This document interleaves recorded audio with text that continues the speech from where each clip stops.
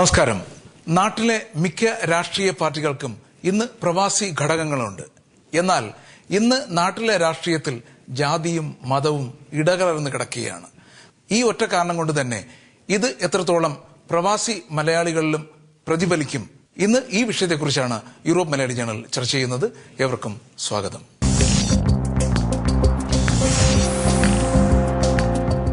താങ്കൾ ഇവിടുത്തെ ഒരു പ്രവാസി രാഷ്ട്രീയ ഘടകത്തിന്റെ ഒരു മേധാവിയാണെന്ന് തോന്നുന്നു, അല്ലേ? അങ്ങനെയാണെങ്കിൽ ഈ നാട്ടിലിപ്പോൾ നടക്കുന്ന ഈ ജാതി രാഷ്ട്രീയത്തെക്കുറിച്ച് എന്താണ് അഭിപ്രായം? ഞാൻ ഒരു ഉറച്ച കേരള കോൺഗ്രസ്സുകാരനും ഒരു ഉറച്ച ഓർത്തഡോക്സുകാരനുമാണ്. പക്ഷേ കേരളത്തിൽ ഇന്ന് നടമാടിക്കൊണ്ടിരിക്കുന്ന ജാതി രാഷ്ട്രീയം, അതായത് സമുദായ രാഷ്ട്രീയത്തിന് എതിരായ ഒരു അഭിപ്രായമാണ് എനിക്കുള്ളത്. ഏത് സമസ്ത മേഖലകളിലും ഇന്ന് ജാതി കലർന്നിരിക്കുന്ന ഒരു അവസ്ഥയാണ്. പണ്ട് നമ്മുടെ ശ്രീനാരായണ ഗുരുദേവൻ പറഞ്ഞു, ഒരു ജാതി ഒരു മതം ഒരു ദൈവം എന്ന് പറഞ്ഞു. സാമുദായിക ആചാര്യനായ മന്നത്ത് പത്മനാഭന്റെ നേതൃത്വത്തിൽ കേരള കോൺഗ്രസ് പാർട്ടി തുടങ്ങി. അവിടെ ഒരു ജാതിയും മതവും ഇല്ലായിരുന്നു. അതുപോലെ തന്നെ ഇന്ത്യൻ നാഷണൽ കോൺഗ്രസിലുമായാലും ഏത് പാർട്ടിയിലായാലും ജാതിയോ മതമോ ഇല്ലായിരുന്നു. പക്ഷെ ഇന്നത് മാറി. കേരളത്തിലെ ഒരു ഓർത്തഡോക്സുകാരൻ മത്സരിച്ചാൽ എതിരെ ഓർത്തഡോക്സുകാരനെ നിർത്തുകയും, മാർത്തോമാക്കാരൻ മത്സരിച്ചാൽ മാർത്തോമാക്കാരനെതിരെ ഒരു സ്ഥാനാർത്ഥിയെ നിർത്തുകയും, ഹിന്ദു ഒരു നായർ സമുദായത്തിലുള്ള ഒരാൾ ഒരു മണ്ഡലത്തിൽ മത്സരിച്ചാൽ എതിരായ ഒരു നായരനെ മത്സരിപ്പിക്കുകയും ഏത് പാർട്ടിയും ഒരു സ്ഥിതിയിലേക്കാണ് കേരളത്തില് നടന്നുകൊണ്ടിരിക്കുന്നത്. ഇല്ല, മതത്തിന്റെ അല്ലെ ജാതിയുടെ ആചാര്യന്മാർ ഇപ്പൊ പറയുന്നത് ആഭ്യന്തരം നമുക്ക് വേണമെന്നാ പറയുന്നത്. പക്ഷേ അത് മാറി, ആ ചിന്തകൾ മാറി. ഇന്ന് കേരളത്തിൽ ഏത് മേഖലകളിലും, അതാണ് പറഞ്ഞത്, ഏത് മേഖലകളിലും ഈ സ്ഥിതിയിലേക്കാണ് പോയി. പക്ഷെ എന്റെ അഭിപ്രായം പറഞ്ഞെങ്കിൽ ഏത് സമുദായത്തിനും ഏത് മതത്തിനും രാഷ്ട്രീയം ആവശ്യമാണ്. കേരളത്തിലെ പല സമുദായങ്ങളും വിദ്യാഭ്യാസ മേഖലയിലായാലും ആതുര സേവന രംഗത്തായാലും വളരെയേറെ പ്രവർത്തനങ്ങളുമായി മുന്നോട്ട് പോകുന്ന അവസ്ഥയിൽ അവർക്ക് രാഷ്ട്രീയം ആവശ്യമാണ്. രാഷ്ട്രീയ പാർട്ടികളെയും കൊണ്ട് ആവശ്യമാണ്, ഗവൺമെന്റിനെയും കൊണ്ട് ആവശ്യമാണ്. പക്ഷേങ്കിലേ അവരുടെ ആ ചിന്തയ്ക്ക് അപ്പുറത്ത് അവർക്ക് ജാതി കലർത്തിക്കൊണ്ട് ഞങ്ങളുടെ സമുദായത്തിന് ഒരു സ്ഥാനാർത്ഥി വേണമെന്ന് പറയുന്നത് ഒട്ടും ശരിയാണോ എന്ന് എന്റെ അഭിപ്രായത്തിൽ എനിക്ക് നല്ലതായി തോന്നുന്നു. അല്ല, അങ്ങനെയാണെങ്കിൽ നമുക്ക് രാഷ്ട്രീയം വേണ്ടല്ലോ. ഈഴവനും നായരും ക്രിസ്ത്യാനിയും അതിലുള്ള തന്നെ പല പല ഭാഗങ്ങളും ഉണ്ടല്ലോ. അവരെല്ലാം തമ്മിൽ മത്സരിച്ചാൽ പോരെ? അപ്പൊ ആളുടെ എണ്ണം കൂടുതലുള്ളവർ വിൻ ചെയ്യും, അല്ലേ? രാഷ്ട്രീയ പാർട്ടിയിൽ പ്രവർത്തിച്ച് വിദ്യാർത്ഥി രാഷ്ട്രീയത്തിലൂടെയും യുവജന പ്രസ്ഥാനത്തിലൂടെയും അല്ല മഹിളാ കോൺഗ്രസിലൂടെയും പ്രവർത്തിച്ചു വരുന്നവരെ അവരുടെ പാർട്ടിയിൽ ഏത് സമുദായമായിക്കോട്ടെ, അവരുടെ പാർട്ടിയിൽ അവർക്കൊരു തെരഞ്ഞെടുപ്പിൽ മത്സരിക്കണമെന്ന് ആഗ്രഹം. അതിനിടയ്ക്ക് ഒരു സമുദായം കടന്നുകൊണ്ട് അവരുടെ സമുദായത്തിനൊരു സ്ഥാനാർത്ഥി വേണമെന്ന് പറയുന്നതിൽ ഒട്ടും നല്ലതാണ് എന്റെ അഭിപ്രായത്തിൽ എനിക്ക് തോന്നുന്നില്ല. ഞാൻ എന്റെ കോളേജ് വിദ്യാഭ്യാസ കാലത്തും പിന്നീടും കേരള കോൺഗ്രസിന്റെ അനുഭാവിയായിരുന്നു. നമ്മുടെ പാർട്ടിയുടെ അനുഭവം പെട്ടെന്ന് മാറ്റുന്നത് ശരിയല്ലല്ലോ, മാറ്റാനും പാടില്ല. എന്റെ അഭിപ്രായത്തിൽ മതം രാഷ്ട്രീയത്തിൽ ഇടപെടുന്നത് കൊണ്ട് വലിയ തെറ്റൊന്നുമില്ല. കാരണം മതത്തിന്റെ ഉദ്ദേശം എന്ന് പറയുന്നത് ലക്ഷ്യപ്രാപ്തിക്ക് വേണ്ടി നല്ല മാർഗം കാണിച്ചു കൊടുക്കുക എന്നുള്ളതാണ്. രാഷ്ട്രീയത്തിന്റെ ഉദ്ദേശവും അതുതന്നെയാണ്. ഒരു ജനതയെ വളർത്തുക, ഒരു രാജ്യത്തെ വളർത്തുക, ഇതാണ് രാഷ്ട്രീയത്തിന്റെ ഉദ്ദേശം. ഇപ്പൊ രാഷ്ട്രീയം ഈ പറയുന്ന ഉദ്ദേശം നടപ്പാക്കാതെ വരുന്ന സമയത്തായിരിക്കും ഒരു പക്ഷേ മതം ഇടപെട്ടിട്ടുള്ളത്. ഞാൻ ഇതാണ് പറഞ്ഞു വരുന്നത്. മതം രാഷ്ട്രീയത്തിൽ ഇടപെടാനുള്ള കാരണം എന്താണെന്ന് ചോദിച്ചു കഴിഞ്ഞാൽ, നമ്മുടെ കേരള രാഷ്ട്രീയത്തിൽ ഇന്ന് ഒരു വ്യക്തിക്ക് വലിയ വിലയില്ലാതായി. 10 പേര് ഒന്നിച്ചുകൂടി എന്തെങ്കിലും ചോദിച്ചാലേ കിട്ടൂ എന്നുള്ള ഒരു അവസ്ഥയിലെത്തി. അതിന് മാറ്റം ഉണ്ടാകണം. അല്ല, നമ്മൾ വെറുതെ മതത്തെ പറഞ്ഞിട്ട് കാര്യമില്ല. തീർച്ചയായിട്ടും 10 പേര് ഒന്നിച്ചുകൂടി എന്തെങ്കിലും കാര്യം ചോദിച്ചാൽ മാത്രം കിട്ടുന്ന ഒരു അവസ്ഥ വരുമ്പോൾ, ഞാനോ നിങ്ങളോ അല്ലെങ്കിൽ ഓരോ വ്യക്തിയോ എന്ത് ചെന്ന് ചോദിച്ചാലും കിട്ടാത്തൊരവസ്ഥ. നമ്മൾ ഇപ്പം ഓരോരുത്തരുടെ ജീവിതം എടുത്ത് നോക്കുകയാണെങ്കിലും അവർക്ക് പല മുഹൂർത്തങ്ങളും അങ്ങനെ ഉണ്ടായിട്ടുണ്ട്. ഏതെങ്കിലും ഒരു ഓഫീസിൽ ചെന്നാൽ നടക്കത്തില്ല. എന്നാൽ ഏതെങ്കിലും ഒരു മതാധ്യക്ഷനെ കൊണ്ടോ അല്ലെങ്കിൽ വേറെ ഏതെങ്കിലും രാഷ്ട്രീയ പാർട്ടിക്കാരനെ കൊണ്ടോ പറയിപ്പിച്ചു കഴിഞ്ഞാൽ നടക്കും. കറക്റ്റാണ്. ആ ചിന്താഗതി മാറ്റണമെന്നാണ്. ഈ ചിന്താഗതിയാണ് നമുക്ക് അവിടെ മാറ്റിയെടുക്കേണ്ടത്. അതുകൊണ്ട് ഞാൻ പറയുന്നത് എന്താണെന്ന് വെച്ച് കഴിഞ്ഞാല്, നമുക്ക് മതം വേണം. മതം മനുഷ്യരുടെ ഒന്നായ്മയെ അല്ലെങ്കിൽ കൂട്ടായ്മയെ മുന്നോട്ട് കൊണ്ടുപോകാൻ ഉപകരിക്കുന്നു. മതത്തിന്റെ സഹായം രാഷ്ട്രീയത്തിലും ഉണ്ടാകണം. പക്ഷെ മത അധ്യക്ഷന്മാർക്ക് ഒരിക്കലും രാഷ്ട്രീയ ഉദ്ദേശം ഉണ്ടാകാൻ പാടില്ല. മത അധ്യക്ഷന്മാർക്ക് രാഷ്ട്രീയ ഉദ്ദേശം ഉണ്ടായിക്കഴിഞ്ഞാൽ ഒരു ജനതയെ മൊത്തം വഞ്ചിക്കുകയാണ് ചെയ്യുന്നത്. കാരണം ഇവരെ മതത്തിന്റെ പുറകിലാണ്, മതത്തിന് വേണ്ടിയിട്ടാണ് ഇവരെ അവർ സപ്പോർട്ട് ചെയ്യുന്നത്. പക്ഷെ അത് രഹസ്യമായിട്ട് തങ്ങളുടെ മാത്രം രാഷ്ട്രീയ അഭിവാഞ്ഛയെ വളർത്തിയെടുക്കാൻ വേണ്ടി വിവരിക്കുകയാണെങ്കിൽ അത് തെറ്റായി. ഇന്ത്യ എന്ന് പറയുന്നത് ഒരു മതേതര രാഷ്ട്രമാണ്. അപ്പൊ കേരളം എന്ന് പറയുന്നത് ഇന്ത്യയുടെ ഒരു പാർട്ട്. ദാറ്റ് മീൻസ് നമ്മുടെ ശരീരത്തിന്റെ കയ്യോ കാലോ പോലെ ഒരു പാർട്ടാണ് കേരളം എന്ന് പറയുന്നത്. കേരള രാഷ്ട്രീയത്തിൽ ഇപ്പൊ ഏത് മതമായാലും എല്ലാ മതങ്ങൾക്കും ഇപ്പോൾ സാമ്പത്തിക വളർച്ചയുണ്ട്. ഫൈനാൻഷ്യൽ ഇൻസ്റ്റിറ്റ്യൂഷൻസ് ദേ ഹാവ്, അല്ലെങ്കിൽ സ്കൂളുകള്, കോളേജുകള്, പല രീതിയിലുള്ള സാമ്പത്തിക നേട്ടം കൊയ്യുന്ന പല മേഖലകളിലും മതങ്ങൾ പ്രവർത്തിക്കുന്നുണ്ട്. അപ്പൊ എല്ലാ മതങ്ങൾക്കും ഞാൻ മനസ്സിലാക്കിയിടത്തോളം, എൻ്റെ വ്യക്തിപരമായ അഭിപ്രായമാണ് ഞാൻ പറയുന്നത്, ഞാൻ മനസ്സിലാക്കിയിടത്തോളം എല്ലാ മതങ്ങൾക്കും ഒരു ഹിഡൻ അജണ്ട ഉണ്ട്. അതുകൊണ്ടായിരിക്കും അവർ രാഷ്ട്രീയത്തിൽ ഇടപെടുന്നത്. കാര്യം അവരുടെ നിയമലംഘനങ്ങൾ, അവരുടെ മറ്റ് കാര്യങ്ങൾ എളുപ്പം സാധിച്ചെടുക്കാൻ നേരത്തെ ഇദ്ദേഹം പറഞ്ഞതുപോലെ ഒറ്റയ്ക്ക് പോയി ചോദിച്ചാൽ തരത്തില്ല, ഞങ്ങൾ ഗ്രൂപ്പ് കാണിച്ച് ഞങ്ങളുടെ ശക്തി തെളിയിക്കുന്ന ഒരു അവസ്ഥ വേറെ ഇല്ല. ഓക്കെ, ഇപ്പൊ സാർ പറഞ്ഞതുപോലെ തന്നെ അത് മതം ഇടപെടുന്നതിനകത്ത് തെറ്റില്ല. രാഷ്ട്രീയത്തിൽ നമുക്ക് നാട്ടിൽ എന്ത് കാര്യങ്ങൾ ചെയ്യാനും ഒരു സംഘടന വേണം, അല്ലെങ്കിൽ ഒരു ഗ്രൂപ്പ് ഓഫ് മെമ്പേഴ്സ് വേണം, അത് ഞാൻ അംഗീകരിക്കുന്നു. പക്ഷെങ്കിൽ മതത്തിന്റെ നേതാക്കന്മാര് പേഴ്സണലി ഏത് രാഷ്ട്രീയത്തിൽ ഇൻവോൾവ് ആയാലും അത് 100% അതിന്റെ പിന്നിൽ വ്യക്തിപരമായ താല്പര്യങ്ങൾ ഇതെല്ലാം ഉണ്ട്. അതുപോലെ തന്നെ ഒരു രാഷ്ട്രീയ പ്രവർത്തകൻ എന്ന് പറഞ്ഞു കഴിഞ്ഞാൽ അവൻ ഒരു പൊതുജന സേവകനാണ്. അവന്റെ ഡ്യൂട്ടി എന്ന് പറയുന്നത് ആയിരുന്നു പണ്ട്. ഞാനൊക്കെ 96, 97 ആ സമയങ്ങളിലൊക്കെ രാഷ്ട്രീയത്തിൽ ഇൻവോൾവ് ആയിരുന്ന ആൾ. സോ ആ സമയത്തൊന്നും വളരെയധികം ഇൻഫ്ലുവൻസ് ഒന്നും ഈ മതങ്ങളുടേതൊന്നും ഇല്ലായിരുന്നു. ശരിക്കും പറഞ്ഞു കഴിഞ്ഞാൽ നമ്മൾ രാഷ്ട്രീയം ക്ലിയർ രാഷ്ട്രീയമായിരുന്നു. ഇപ്പോഴും അത് തന്നെ നമ്മൾ ആഗ്രഹിക്കുന്നത്. എന്നാൽ ഇതിനകത്ത് ഒരു രാഷ്ട്രീയ പ്രവർത്തകനെ മതം ഒരു പരിധി വരെ ഇൻഫ്ലുവൻസ് ചെലുത്തിയാൽ അത് അവന്റെ കഴിവിനെ വളരെയധികം ബാധിക്കും. അവന് ഇപ്പൊ അത് നമ്മളുടെ കഴിവിനെ ചുരുക്കുകയല്ലേ ചെയ്യുന്നത്. ഒരു കോൺസെൻട്രേറ്റ് ചെയ്തിട്ട് ഒരു വൈഡായിട്ട് പോകേണ്ട ഒരു കാര്യം നമ്മൾ ഒരു ഗ്രൂപ്പിലേക്ക് കോൺസെൻട്രേറ്റ് ചെയ്യപ്പെടുന്നു.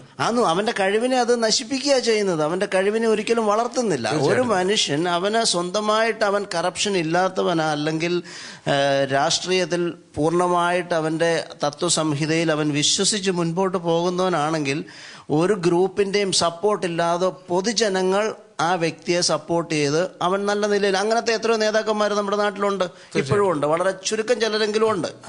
അപ്പൊ അവരൊന്നും കുറച്ചു നാൾ കഴിയുമ്പോൾ കാണുന്നില്ല കേട്ടോ. ഇപ്പൊ കുറഞ്ഞോണ്ട് വരിക. ഇത് തൊട്ടടുത്തിരിക്കുന്ന അദ്ദേഹം ഞാൻ വന്നപ്പോൾ ഒരു ഒറ്റ വാക്കേ പറഞ്ഞിട്ടുള്ളൂ എൻ്റെ അടുത്തുള്ള, ഇവിടെ രാഷ്ട്രീയ പാർട്ടിയുടെ ചെറിയ ചെറിയ ഘടകങ്ങളുള്ളതെല്ലാം അവരുടെ സ്വന്തം താല്പര്യത്തിന് വേണ്ടിയുള്ളവരാണെന്ന്. എന്താണ് താങ്കൾ വിചാരിക്കുന്നത്? ഇവിടുത്തെ ചെറിയ ചെറിയ ഘടകങ്ങളുടെ മെയിനായിട്ട് ഉദ്ദേശം എന്തെന്നാ വിചാരിക്കുന്നത്? ഞാനിവിടെ വന്നിട്ട് 39 വർഷമായി. അപ്പൊ ഈ അടുത്ത കാലത്താണ് ഇവിടെ ഈ രാഷ്ട്രീയ പാർട്ടികളുണ്ടായത്. ഒരു പാർട്ടി, ഞാൻ പാർട്ടിയൊന്നും എടുത്തു പറയുന്നില്ല, ഒരു പാർട്ടി അങ്ങനെ രൂപം കൊണ്ട് ഒരു 4-5 മാസം 1-2 വർഷം എങ്കിലും ആയി കാണും. പിന്നെ കേട്ടത് അവർ രണ്ടായിട്ട് പിരിഞ്ഞു. ഇവിടെ ഉണ്ടായ പാർട്ടി രണ്ടായിട്ട്, സാധാരണ നാട്ടിൽ രണ്ടായിട്ട് പിരിഞ്ഞു. അപ്പൊ ഞാൻ പൊതുവെ രാഷ്ട്രീയത്തില് ആദ്യമേ ചെന്ന് പെട്ടും പോയി ഏത് പാർട്ടിയിലാണെന്നൊരു സംശയം ഉണ്ടായി. ഞാൻ ഒരു പാർട്ടിയിലും ഇല്ല. ഇതെല്ലാം കണ്ടിട്ട് പിന്നെ നമ്മളെ നാട്ടിൽ നിന്ന് ഇവിടെ ഈ പല മിനിസ്റ്റേഴ്സ് ഇവിടെ വന്ന് ചില വ്യക്തിപരമായിട്ട് വന്ന് അവർ ചില വീടുകളിൽ സ്വന്തമായിട്ട് കഴിഞ്ഞിട്ട് അവർ തിരിച്ചു പോകുന്ന കാര്യങ്ങളൊക്കെ ഉണ്ട് ഇവിടെ. അതുകൊണ്ട് ഞാൻ വിചാരിക്കുന്നത് ഇതെന്തിനാ എന്തെങ്കിലും നടത്തണമെങ്കിൽ പൊതുവായിട്ട് നടത്തി കാര്യങ്ങൾ ചെയ്യാനുള്ളതല്ലേ അത്. വ്യക്തി താല്പര്യങ്ങൾക്ക് വേണ്ടി അങ്ങനെ ചെയ്യുന്നു എന്നുള്ള അഭിപ്രായമാണ് എനിക്കുള്ളത്. അതിനെ കുറിച്ച് എന്താ പറയുക? നിങ്ങളെല്ലാം രാഷ്ട്രീയത്തിൽ ആക്റ്റീവായിട്ട് നിൽക്കുന്ന ആൾക്കാരല്ലേ? എന്നെ സംബന്ധിച്ചിടത്തോളം മതവും രാഷ്ട്രീയവും കൈകോർത്ത് ഒന്നിച്ചു പോകേണ്ട ഒരു പ്രസ്ഥാനമാണ്. എല്ലാ മതക്കാർക്കും രാഷ്ട്രീയത്തിൽ പ്രാതിനിധ്യം വേണമെന്ന് ആഗ്രഹിക്കുന്ന ഒരാളാണ്. പക്ഷെ നമ്മൾക്ക് പരാജയം സംഭവിച്ചേക്കുന്നത് മതത്തിലല്ല, ജാതിയിലാണ്. ഇപ്പോൾ ഒരു എക്സാമ്പിൾ പറഞ്ഞാൽ, ഇപ്പം ക്രിസ്ത്യാനിറ്റി തന്നെ നമ്മുടെ മതമാണ്. അതിന്റെ അകത്ത് തന്നെ ജാതികൾ വന്നിട്ട് ഓർത്തഡോക്സ്, മർത്തോമ, ഓരോ ജാതികൾ വന്നിട്ട് അതിൻ്റെ അകത്താണ് നമുക്ക് പരാജയം സംഭവിച്ചേക്കുന്നത്. പക്ഷെ ഇപ്പം ശ്രീകുമാർ സാർ പറഞ്ഞു, കേരള കോൺഗ്രസിന്റെ മാണി ഗ്രൂപ്പിനെ പറ്റി പറഞ്ഞു. എന്റെ ഇടത്തിരിക്കുന്ന ആൾ ഓർത്തഡോക്സാ, എന്റെ വലത്തിരിക്കുന്ന ആള് കാതലിക്സാ, ഞാനൊരു മർത്തോമക്കാരനാ. അപ്പൊ ഞങ്ങൾ 3 പേരും പിളരാനുള്ള സാധ്യത എത്രത്തോളം ഉണ്ട്. അപ്പൊ എന്നെ സംബന്ധിച്ചോളം പിന്നെ രണ്ടാമത് പറഞ്ഞ ഇന്ത്യയുടെ വളർച്ചയെ പറ്റി പറഞ്ഞു. അതൊന്നും ജാതിയുടെ രീതിയിലല്ല. ഇപ്പൊ കഴിഞ്ഞ 5 വർഷത്തെ 10 വർഷത്തെ നമ്മുടെ ഇന്ത്യയുടെ അവസ്ഥ നോക്കിയാൽ എന്താ സംഭവിച്ചെന്ന് പറഞ്ഞാൽ, വിതിൻ പൊളിറ്റിക്സ് ഉള്ള ഇന്റേണൽ പ്രോബ്ലം കൊണ്ട് നമുക്ക് ഒരു കാര്യങ്ങളും ചെയ്യാൻ പറ്റുന്നില്ല.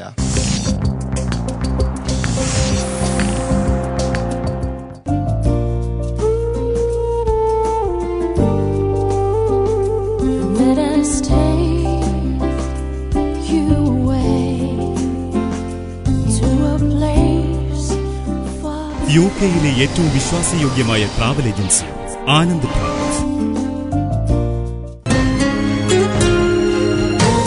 Puravankara, the art of development. Hello, എന്തു പറ്റി? വീടെല്ലാം നാശമാക്കി. അതാണ് ഞാൻ പറഞ്ഞത്, ഇങ്ങനെ ആർക്കെങ്കിലും കൊടുക്കരുതെന്ന്. ഹോം കണക്റ്റിലേക്ക് കൊടുത്താൽ നിങ്ങളുടെ പ്രോപ്പർട്ടി മെയിന്റനൻസ് ചെയ്യും. അത് മാത്രമല്ല, 1-ാം തീയതി നിങ്ങളുടെ റെന്റ് നിങ്ങളുടെ ബാങ്കിൽക്ക്. നിങ്ങളുടെ പ്രോപ്പർട്ടിക്ക് guarantee. Home Connect. Call us on 0208-472-7020.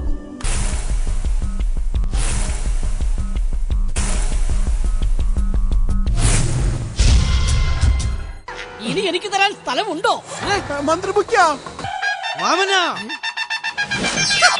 ഈ ലോകത്ത് എത്ര സ്ഥലം വേണം നിങ്ങൾക്ക്? sistermove.com ഒന്ന് ക്ലിക്ക് ചെയ്താൽ മതി വാമന. ആണോ? sistermove.com. Think property, think us.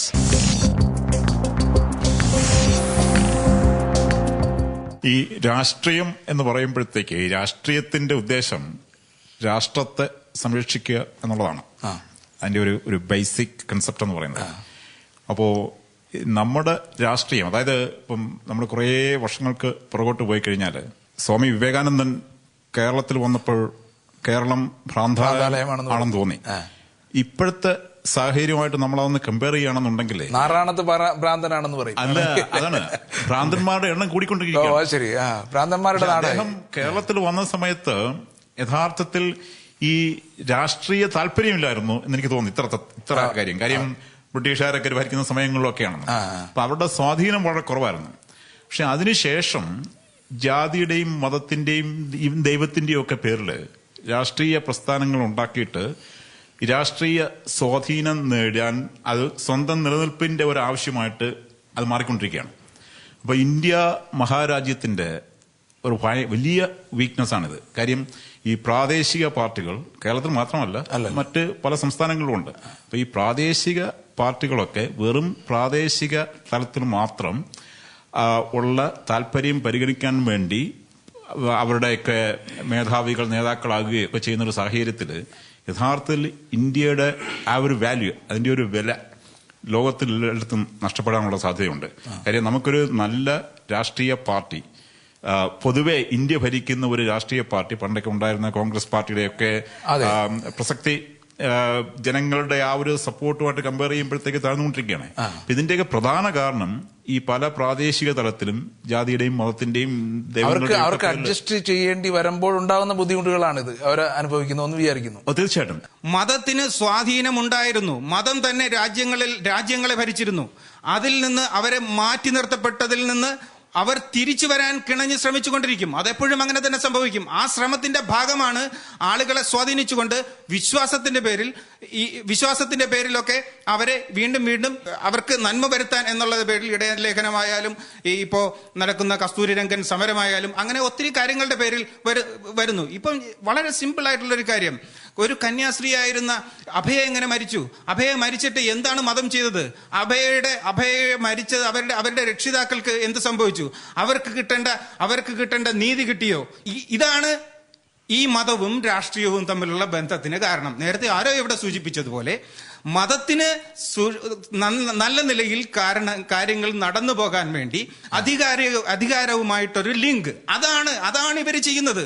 അത് മനസ്സിലാക്കാനുള്ള ബുദ്ധിയും ബോധവും നമുക്ക് വേണം. നമ്മളിവിടെ സംസാരിച്ചെന്ന് പറഞ്ഞാൽ ഏത് പൊളിറ്റിക്കൽ പാർട്ടി ആയാലും ഗവൺമെന്റ് ആയാലും തെറ്റായിട്ട് ചെയ്താൽ നമ്മൾ ഒരു ഓർഡിനറി പേഴ്സണ് നമുക്ക് അതിനെപ്പറ്റി ഒന്നും എതിർത്ത് പറയാൻ പറ്റത്തില്ല, എന്ന് വെച്ചാൽ ഒരിക്കലും കേൾക്കത്തില്ല.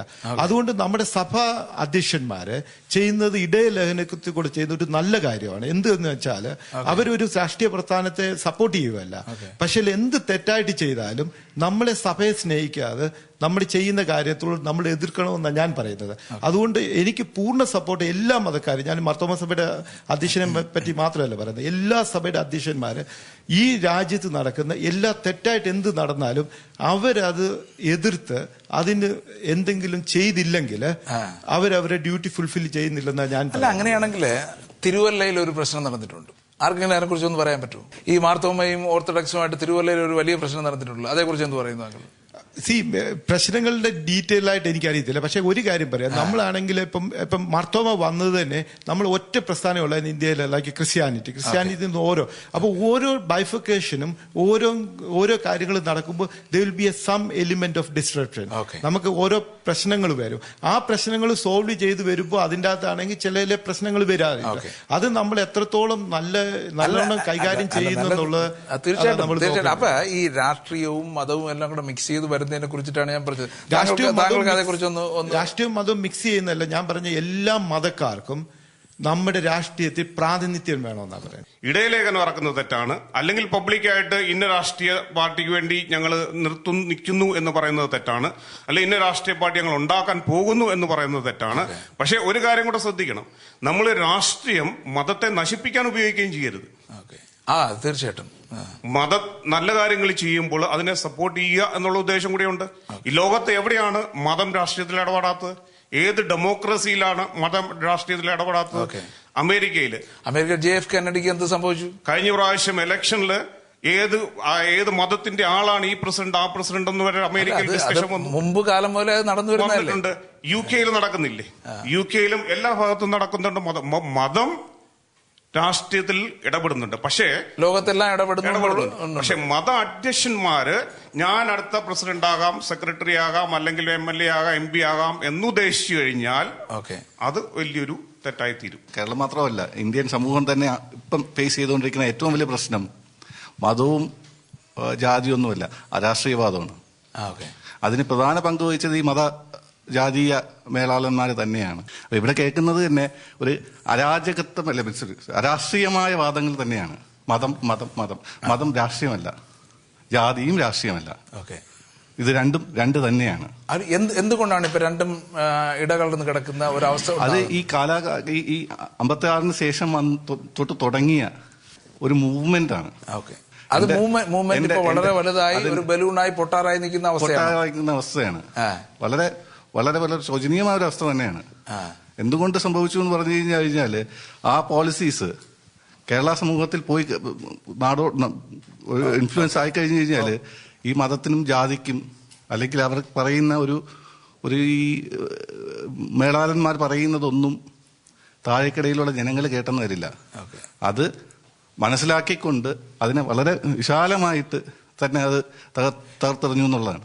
അതിന്റെ ഒരു പ്രതിഫലനം എവിടെയും എല്ലാ മേഖലകളിലും വന്നിട്ടുണ്ടാവണം. അത് തന്നെയാണ് ഇപ്പം സംഭവിച്ചുകൊണ്ടിരിക്കുന്നത്. ഇതിനൊരു വ്യത്യാസം ഉണ്ടാവുമെന്ന് താങ്കൾ വിചാരിക്കുന്നുണ്ട്? നമുക്കിപ്പോ ഒരു ആം ആദ്മി പാർട്ടി എന്ന് പറയുന്ന ഒരു പ്രസ്ഥാനം ജനങ്ങളുടെ ഇടയിൽ ഒരു ഇവിടെ നേരത്തെ പറഞ്ഞതുപോലെ എവരോട് കാണിക്കുന്ന ഒരു അമർഷമാണത്. അല്ല, അത് ശ്രദ്ധിച്ചു നോക്കിക്കഴിഞ്ഞു കഴിഞ്ഞാല് കേരളത്തിൽ വന്ന ആദ്യകാലത്തെ കമ്മ്യൂണിസ്റ്റ് ഇടതുപക്ഷ ചിന്താഗതിയുടെ അതേ പ്രിൻസിപ്പിൾസും അതേ വാല്യൂസും ആണ് ഈ ആം ആദ്മി പാർട്ടി ഉയർത്തിക്കൊണ്ട് വരുന്നത്. അവിടെ പോളിസീസ് അത് തന്നെയാണ്. കാത്തിരുന്ന് കാണാം.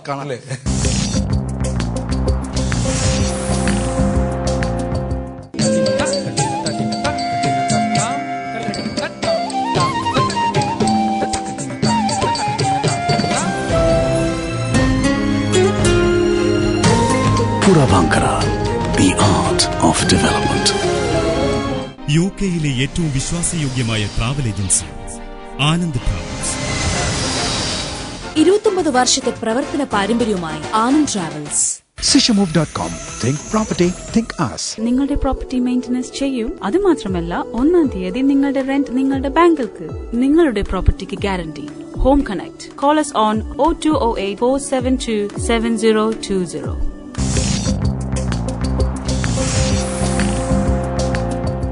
പ്രവാസിയെ സംബന്ധിച്ചിടത്തോളം ഒരു പ്രവാസി പോലും ആഗ്രഹിക്കുന്നില്ല നാട് നശിച്ചു കാണണമെന്ന്. ഈ 100% പ്രവാസികളും അവനവൻ്റെ നാട്ടിൽ പോയി ജീവിക്കണമെന്നും അവിടെ സെറ്റിൽ ചെയ്യണമെന്നും ഒക്കെ ആഗ്രഹിച്ചാണ് നമ്മളൊക്കെ ഇവിടെ ജീവിക്കുന്നത്. ഇവിടുത്തെ പോലെ കാര്യങ്ങൾ അല്ലെങ്കിൽ വിദേശ രാജ്യങ്ങളിലെ പോലെ ഇൻഫ്ലുവൻസ് ഇല്ലാതെ അല്ലെങ്കിൽ കറക്റ്റായിട്ട് നിയമത്തിൽ വേണ്ട രീതിയിൽ നമ്മൾ നിയമം പാലിച്ച് മുൻപോട്ട് പോയി കഴിഞ്ഞു കഴിഞ്ഞാൽ നമ്മുടെ ഒന്നും ഒരു കാര്യങ്ങൾക്കും ഒരു ബുദ്ധിമുട്ടും ഇല്ല എന്നറിയാം. ഇത് നമ്മുടെ നാട്ടിൽ വന്നാൽ എന്തുകൊണ്ട് നമുക്ക് പോയി കൂടാന്ന് ചിന്തിക്കുന്ന ആൾക്കാരാണ് പ്രവാസികൾ. ഒരിക്കലും നാട് ഇതുപോലെ ആയിരുന്നെങ്കിൽ 100% നമുക്ക് നാട്ടിൽ ജീവിക്കായിരുന്നു എന്ന് ചിന്തിക്കുന്നവരായി ഈ നമ്മൾ എല്ലാവരും തന്നെ. അപ്പോൾ ഒരു പ്രവാസിയെ സംബന്ധിച്ചിടത്തോളം അവൻ രാഷ്ട്രീയം ഇവിടെ ഉണ്ടെങ്കിലും ചെറിയ സംഘടനകളൊക്കെ ഉണ്ട്. എല്ലാത്തിൻ്റെയും പാർട്ടികളുടെയും പുതിയ പുതിയ യൂണിറ്റുകൾ ഇപ്പം വെളിയിലും ഇന്ത്യക്ക് വെളിയിലും ഒക്കെ വളർന്നുകൊണ്ടിരിക്കുക. പക്ഷെ ഒരു പ്രവാസി പോലും അതിനകത്ത് മതം ഇൻവോൾവ് ചെയ്യാൻ എൻ്റെ അഭിപ്രായത്തിൽ ആഗ്രഹിക്കുന്നില്ല. അതിനകത്ത് അങ്ങനെ ഒരു ചിന്ത ഒരു മനുഷ്യന്റെ. താങ്കൾ മുമ്പ് നാട്ടിലെ രാഷ്ട്രീയത്തിൽ പ്രവർത്തിച്ചുകൊണ്ടിരുന്ന കാലഘട്ടത്തില് ഇതില്ലായിരുന്നു എന്ന് പറയുന്നു. 100%. പക്ഷെ ഇപ്പൊ ഉണ്ടല്ലോ. അപ്പൊ ഒരു കാലഘട്ടം കഴിയും തോറും വിദേശത്ത് ഇത് വന്നുകൂടെ? വിദേശത്ത് വന്നുകൂടെ എന്ന് വെച്ച് കഴിഞ്ഞാൽ അത് ഓരോ നമ്മളെ പോലുള്ള ഓരോരുത്തരും ചിന്തിക്കുന്ന ആ ചിന്തയാണ് അതിനെ കൊണ്ട് എത്തിക്കുന്നത്. അപ്പൊ ഞാൻ അങ്ങനെ ചിന്തിക്കാൻ പാടില്ല. വിദേശത്ത് വരുന്നവർ ആരും ഒരു ഫുൾ ടൈം രാഷ്ട്രീയ പ്രവർത്തകനായിട്ട് മാറുന്നില്ല. എല്ലാവരും അവരവരുടെ ജീവിത സാഹചര്യങ്ങളിൽ അല്പസമയം അതിനുവേണ്ടി ആ പാരമ്പര്യം കൈവിടാതെ മുന്നോട്ട് കൊണ്ടുപോകാൻ അല്പസമയം ചെലവഴിക്കുന്നു എന്നുള്ളതല്ലാതെ ഒരു ഫുൾ ടൈം രാഷ്ട്രീയത്തിൽ വരുന്ന പ്രവാസികൾ 1% പോലും ഉണ്ടെന്ന് ഞാൻ അങ്ങനെ ചിന്തിക്കുന്നില്ല. ഈ മുമ്പോട്ട് വരുന്ന ഓരോ രാഷ്ട്രീയക്കാരായിക്കോട്ടെ, മതത്തിന്റെ പേരിലായിക്കോട്ടെ, നമുക്കൊന്നും ചെയ്യാക്കില്ല. അവരുടെ വിശ്വാസമാണ് മതം. ആ മതത്തിന്റെ പേരും പറഞ്ഞ് രാഷ്ട്രീയത്തിൽ വന്നിട്ട് അവരുടെ ലക്ഷ്യം എന്താണ്, അവരെന്തൊരു ജനങ്ങൾക്ക് വേണ്ടി ചെയ്യാനാണ് അവരുടെ ഉദ്ദേശം, എങ്ങനെ രാജ്യത്തിന് വികസിപ്പിക്കാം, നേരത്തെ പറഞ്ഞ പോലെ മതം കൊണ്ട്, അതിലായിരിക്കണം അവരുടെ ചിന്ത മുഴുവൻ. അങ്ങനെ ഇപ്പം ഉദാഹരണത്തിന് എൻ്റെ ഹിസ്റ്ററി എടുത്ത് നോക്കിക്കഴിഞ്ഞാൽ നമ്മൾ ഏറ്റവും ശക്തമായ രാഷ്ട്രീയ അല്ലെങ്കിൽ ഒരു വ്യക്തി അമേരിക്കൻ പ്രസിഡന്റ് ബുഷാണ്. പുള്ളി 2ാമത്തെ ടൈമില ഫസ്റ്റ് ടൈമില എന്ന് ഓർമ്മയില്ല, ജയിച്ചതിന്റെ പ്രധാന കാരണം ഒരു 4-5 അമേരിക്കൻ ക്രിസ്ത്യൻ സ്റ്റേറ്റുകൾ ഇവിടെ ക്രിസ്ത്യൻ വോട്ട് കൊണ്ടാണ്. ക്രിസ്ത്യാനികൾ അവരെ ജയിച്ചതിന്റെ പേരിലാണ് പ്രസിഡന്റ് ബുഷ് പ്രസിഡന്റ് ആയത്. ക്രിസ്ത്യാനികളിൽ തന്നെ പല ഭാഗങ്ങളുണ്ട്, കൂടുതൽ അങ്ങോട്ട് പോകുന്നില്ല. പക്ഷെ മതത്തിന്റെ കാര്യം എടുത്തു പറഞ്ഞതിന്റെ ഒരു വിഷയമാണിത്. ലോകത്തിലെ ഏറ്റവും ശക്തമായ ഒരാളിനെ ജയിച്ച് പവറിൽ സീറ്റിൽ വന്നത് ക്രിസ്ത്യൻസിന്റെ വോട്ട് കൊണ്ടാണെന്ന് പറഞ്ഞു. അപ്പോൾ നമുക്ക് ഒരിക്കലും അത് വെച്ച് നോക്കുമ്പോഴത്തേക്ക് മതം മാറ്റി നിർത്താക്കൂല. പക്ഷെ എന്ത് ഇതുകൊണ്ട് ചെയ്യുന്നു, ഒരു അധികാരത്തിൽ വന്നു കഴിഞ്ഞാൽ ജനങ്ങളെ എങ്ങനെ രക്ഷപ്പെടുത്താം, രാജ്യത്തിനെ എങ്ങനെ രക്ഷപ്പെടുത്താം എന്നുള്ളതായിരിക്കണം പ്രധാന ലക്ഷ്യം. അല്ലാതെ ഒരു കിട്ടിയ സീറ്റിന്റെ സ്വാധീനം കൊണ്ട് അകപ്പതത്തിലോട്ട് അതപ്പതിക്കാൻ അനുവദിക്കരുത് ആ വ്യക്തി. അതൊരു സീറ്റ് മേടിച്ചു കൊടുത്തൊരു ജോലി മേടിക്കുന്നതിനായാലും ശരി തന്നെ, ഒരു സ്കൂളിലെ കോളേജിലെ അഡ്മിഷൻ കിട്ടുന്നതിനായാലും ശരി തന്നെ, ആ സ്വാധീനം ഉപയോഗിക്കരുത്. നമ്മുടെ സുഹൃത്തുക്കൾ പല അഭിപ്രായങ്ങളും പറഞ്ഞു. അതായത് മതത്തിന്റെയും ജാതിയുടെയും രാഷ്ട്രീയത്തിലുള്ള പ്രസക്തി ആവശ്യമാണെന്ന് വരെ പറഞ്ഞു. എന്റെ സുഹൃത്ത് ഹാഷിം പറഞ്ഞത് നേരെ തിരിച്ചാണ്. ഞാൻ അതിനോട് 100% യോജിക്കുന്ന കൂട്ടത്തിലാണ്. കാര്യം ചരിത്രം നമ്മൾ എടുത്തു നോക്കിക്കഴിഞ്ഞാൽ മത ജാതി സൗഹാർദ്ദം ഒരിക്കലും എങ്ങും ഉണ്ടായിട്ടില്ല. അഥവാ എവിടെങ്കിലും ഉണ്ടായെങ്കിൽ അത് വെറും താൽക്കാലികം മാത്രമായിരുന്നു. ജനങ്ങളെ ഒരുമിപ്പിക്കാനോ അല്ലെങ്കിൽ രാജ്യത്തെ പുരോഗമിപ്പിക്കാനോ ഒരു മതത്തിനും ഒരു ജാതിക്കും കഴിഞ്ഞിട്ടില്ല. ഈ വികസിത രാജ്യങ്ങൾ പോലും ഇപ്പോഴും നടന്നുകൊണ്ടിരിക്കുന്നതാണ്. ഒരു തെളിവുമില്ല. അപ്പോൾ തെളിവൊന്നും ഇല്ലാത്ത, ചരിത്രത്തിൽ തെളിവില്ലാത്ത ഇത് നമ്മുടെ ജീവിതത്തിൽ ഉദാഹരണമായിട്ട് നാം കാണരുത് അതിനെ. അതാണ് ഇതിന്റെ പരിപാടി എന്ന് പറഞ്ഞാൽ. ഇപ്പൊ രാഷ്ട്രീയത്തിൽ മതത്തിന്റെ പ്രസക്തി വരുന്നെന്ന് പറഞ്ഞു കഴിഞ്ഞാൽ ഒരു ജാതിയുടെ മേധാവിയോ അല്ലെങ്കിൽ ഒരു മതത്തിന്റെ മേധാവികളോ രാഷ്ട്രീയത്തിൽ വരുന്നത് അധികാരം ഉറപ്പിക്കാൻ വേണ്ടി മാത്രമാണ്. അവരുടെ പ്രധാന അവർക്കൊരിക്കലും അവരുടെ ജാതിയോ മതമോ അവരെവിടെ നിന്നാണോ വന്നത് അതിനെതിരെ എന്തെങ്കിലും ചെയ്യാൻ അവർക്കൊണ്ട് പറ്റില്ല, ഒരിക്കലും പറ്റില്ല. ആ ഡിവിഷൻ എപ്പോഴും നിലനിൽക്കും. അപ്പം ചുരുക്കി എന്റെ അഭിപ്രായം പറഞ്ഞു കഴിഞ്ഞാൽ, ഹാഷിം പറഞ്ഞതിനോട് ഞാൻ 100% യോജിക്കുന്നു. ആ രീതിയിൽ കൂടെ പറഞ്ഞു കഴിഞ്ഞാൽ this is A divisive tendency. Being practice all around the world. നമ്മുടെ ലോകത്തിന്റെ ഏത് ഭാഗം എടുത്ത് നോക്കി കഴിഞ്ഞാലും യഥാർത്ഥത്തിൽ മതങ്ങൾ തമ്മിലുള്ള സ്പ്ലിറ്റാണ് ജനങ്ങളുടെ ഒരുമയ്ക്ക്. ഇപ്പം വാർ തന്നെ എടുത്ത് നോക്കിയാൽ പല വാറുകളും ഉണ്ടായത് യഥാർത്ഥത്തിൽ മതത്തിന്റെ അറ്റ്ലീസ്റ്റ് ഫണ്ടമെന്റലി മതത്തിൽ നിന്നുണ്ടായ ആ ഡിഫറൻസ് ഓഫ് ഒപ്പീനിയൻ കൊണ്ടാണ്. ഇതെങ്ങനെ ജസ്റ്റിഫൈ ചെയ്യാൻ പറ്റും? ഹാഷിം ചോദിച്ചതുപോലെ ഒരിക്കലും ഇത് ജസ്റ്റിഫൈ ചെയ്യാൻ പറ്റില്ല. അപ്പം പുരോഗമിച്ചു വരുന്ന നമ്മുടെ അടുത്ത ജനറേഷൻ വേണ്ടത് മതങ്ങളുടെ പ്രസക്തിയല്ല. മതം വേണ്ടെന്നല്ല ഞാൻ പറയുന്നത്. മതത്തിൽ തന്നെ നിൽക്കട്ടെ, രാഷ്ട്രീയത്തിൽ വേണ്ട. രാഷ്ട്രീയം അധികാരത്തിനുള്ളതാണ്.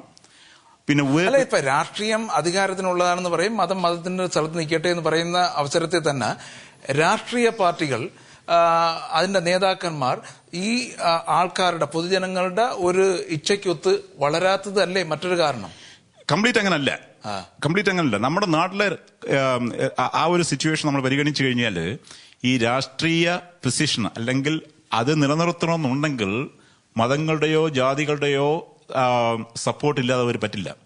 അപ്പൊ ആ ഒരു സപ്പോർട്ടിനെ മോഹിച്ചാണ് അവര് ആ ഒരു പ്രവൃത്തികളിൽ ഏർപ്പെടുന്നത്. ഇൻഡിപെൻഡന്റ് തിങ്കിങ്, അതായത് ആ ലോജിക്കൽ തിങ്കിങ് അല്ലെങ്കിൽ റാഷണൽ തിങ്കിങ് പലരുടെയും ചിന്താഗതിയിൽ നിന്ന് മാറുന്നത് യഥാർത്ഥത്തിൽ അവരെ സപ്പോർട്ട് ചെയ്ത് അവരെ മുന്നിലേക്ക് കൊണ്ടുവന്ന രാഷ്ട്രീയത്തിന്റെ ഫ്രണ്ട് ലൈനിലേക്ക് കൊണ്ടുവന്ന ആൾക്കാരെ സപ്പോർട്ട് ചെയ്യാനുള്ള ആ ഒരു പ്രേരണ അല്ലെങ്കിൽ മനസ്സിനകത്തുള്ള ഒരു ആവശ്യം നിലനിർത്താൻ വേണ്ടി അവർ ചെയ്തേ പറ്റൂ. അപ്പൊ ഇതൊരു ചിക്കൻ ആൻഡ് എഗ് സിറ്റുവേഷൻ ആണ്. നമുക്ക് ഒരിക്കലും പറയത്തില്ല കേരള രാഷ്ട്രീയം ജാതിയോ മതമോ ഇല്ലാതെ നടക്കില്ല. എങ്കിലൊട്ട് ഈ രാഷ്ട്രീയത്തിൽ വന്നവര് എന്തുകൊണ്ട് ഇതിനെ സപ്പോർട്ട് ചെയ്യുന്ന ചോദിച്ചു കഴിഞ്ഞാൽ അവർ സപ്പോർട്ട് ചെയ്തേ പറ്റും. ഒരു പരിധി വരെ ലിങ്ക്ഡ് ആണ്. അപ്പൊ ആ ഒരു ലിങ്ക് ബ്രേക്ക് ചെയ്യാൻ ഇൻഡിപെൻഡന്റ് ആയിട്ട് ചിന്തിക്കുന്ന എല്ലാവരും ശ്രമിച്ചേ പറ്റത്തുള്ളൂ. ഇപ്പൊ നമ്മുടെ നാട്ടിലെ ഇപ്പം ചൈന കമ്പാരിസൺ നേരത്തെ പറഞ്ഞു, യഥാർത്ഥത്തിൽ അത് വളരെ വളരെ കറക്റ്റാണ്. ഇന്ത്യയുടെ സാമ്പത്തിക പുരോഗതിക്ക് ഒരു ഹിൻഡ്രൻസ് ആയി നിൽക്കുന്നത് നമ്മുടെ നാട്ടിലുള്ള ഡിവൈസീവ് ടെൻഡൻസിയാണ്. അതിനെ ചലഞ്ച് ചെയ്യാൻ ആരും ശ്രമിക്കത്തില്ല. അപ്പൊ നമുക്കെന്നറിയാം, ഞാൻ ക്രിട്ടിസൈസ് ചെയ്ത് പറയല്ല, യഥാർത്ഥത്തിൽ നമ്മൾ കേൾക്കാറുണ്ട് പല അമ്പലങ്ങളിലും കോടിക്കണക്കിന് സംഭാവന കൊടുക്കുന്നു എന്ന് പറഞ്ഞു. യഥാർത്ഥത്തിൽ ജോലി ചെയ്ത് വിയർത്ത് ഉണ്ടാക്കിയ കോടിക്കണക്കിന് പണം അമ്പലങ്ങളിലോ പള്ളികളിലോ ഒന്നും കൊടുക്കേണ്ട ആവശ്യമില്ല. ദൈവത്തിന് കാശ് വേണ്ടല്ലോ. അപ്പൊ അതിന്റെ ഇടയിൽ ഈ കൊടുക്കുന്ന ആൾക്ക് പല ഉദ്ദേശങ്ങളുണ്ട്. കള്ളപ്പണം നല്ല പണമാക്കാനുള്ള ഉദ്ദേശമാണ്. അമ്പലത്തിൽ കൊടുക്കുമ്പോൾ നല്ല പണമാവും. നല്ല പണം തീർച്ചയായിട്ടും. കാര്യം എന്താ പറയുക, ഇതിനെ ചോദ്യം ചെയ്യപ്പെടാറില്ല. ചോദ്യം ചെയ്യപ്പെടാം. ജാതിയുടെയും മതത്തിന്റെയും ദൈവത്തിന്റെയും പേരിൽ കേരളത്തിൽ നടക്കുന്ന പല അനീതികളും ചോദ്യം ചെയ്യാൻ ബുദ്ധിമുട്ടാണ് ആൾക്കാർക്ക്. കാര്യം പ്രക്ഷോഭണം. അപ്പോൾ രാഷ്ട്രീയക്കാര് ഇതൊരു എന്താ പറയുന്നത്, അവരുടെ പ്രത്യേക ആവശ്യത്തിന് വേണ്ടി അവരെ സപ്പോർട്ട് ചെയ്ത് വിട്ട കറപ്റ്റ് ആയ മാർഗങ്ങൾ കൂടെ അവരെ സപ്പോർട്ട് ചെയ്ത വിട്ട ആൾക്കാരെ സഹായിക്കാൻ വേണ്ടി കണ്ണടയ്ക്കുന്ന ഒരു സാഹചര്യമാണ് നിലവിലുള്ളത്. അപ്പോൾ റാഷണൽ തിങ്കിങ്, അതായത് എല്ലാവരെയും ഒരുപോലെ കാണുന്ന ഒരു അവസ്ഥ കേരളത്തിൽ സൃഷ്ടിക്കണം, ഇന്ത്യയിൽ സൃഷ്ടിക്കണമെന്നുണ്ടെങ്കിൽ ജാതിയുടെയും മതത്തിന്റെയും സ്വാധീനം രാഷ്ട്രീയത്തിൽ നിന്ന് അകത്തിയേ പറ്റൂ. ഈ ചർച്ച ഇവിടെ അവസാനിക്കുന്നില്ല. ഇതിന്റെ അവസാന ഭാഗം അടുത്ത ആഴ്ച ഇതേ സമയം കാണാവുന്നതാണ്.